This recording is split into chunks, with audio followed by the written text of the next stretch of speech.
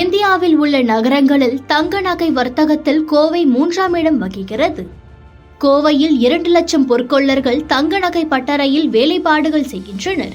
இவர்கள் கைவண்ணத்தில் உருவாகும் பாரம்பரிய மற்றும் கண்கவர் டிசைன்கள் தங்க நகை வாடிக்கையாளர்களால் ஈர்க்கப்பட்டு வருகின்றன. அதன் அடிப்படையில் உள்நாடு மட்டுமின்றி வெளிநாட்டு சந்தையிலும் கோவை பொற்கொள்ளர்களின் தங்க வேலைப்பாடுகள் பிரபலமாகும். இந்த நிலையில் தங்கத்தின் விலை ஒரே வருடத்தில் சவரனுக்கு 14,000 ரூபாய் உயர்ந்து இருப்பதனால் வரலாறு காணாத தொழில் நெருக்கடியை சந்தித்து ஸ்தம்பித்து வருகின்றனர். கோவை பொற்கொள்ளர்கள் கொடுத்த பேட்டியை தற்போது பார்க்கலாம். தொழிலை நம்பித்தான் நாங்க நிறைய பேர் வாழ்றோம். இன்னைக்கு பொருளாதாரமும் வாழ்வாதாரமும் ரொம்ப மோசமா போயிடுச்சு. தங்க நகை தொழிலாளர்கள் இந்த பகுதியில் அத்தனை பேரும் இன்னைக்கு குழந்தைங்களை படிக்க வைக்க முடியல, வீட்டுக்கு வாடகை கொடுக்க முடியல.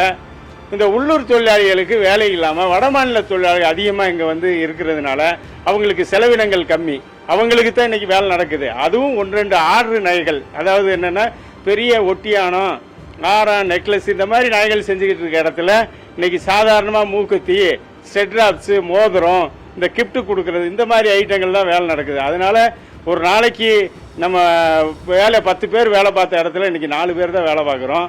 கிலோ கணக்காக வேலை நடக்கும். வாரத்தில் வந்து பெரிய பட்டறையில், எங்கள் பட்டறையிலலாம் மாதத்துக்கு 10 கிலோ நடந்தது, இன்றைக்கி 3 கிலோ தான் நடக்குது. ரொம்ப சாப்பாட்டுக்கே ஒரு கஷ்டமான சூழ்நிலையாக தான் இருக்குது. காரணம் என்னென்னா இந்த விலை ஏற்றம், பொருள் தேக்க நிலையாக இருக்குது, எதுவுமே வரமாட்டேங்குது, வேலை ஆர்டர் வரமாட்டேங்குது, ரொம்ப சிரமமாக இருக்குது. இப்படியே போனால் நாங்கள் எல்லோரும் பட்டறை எடுத்து வைக்கிற சூழ்நிலை ஆகிடும், ரொம்ப சிரமமாக இருக்குது.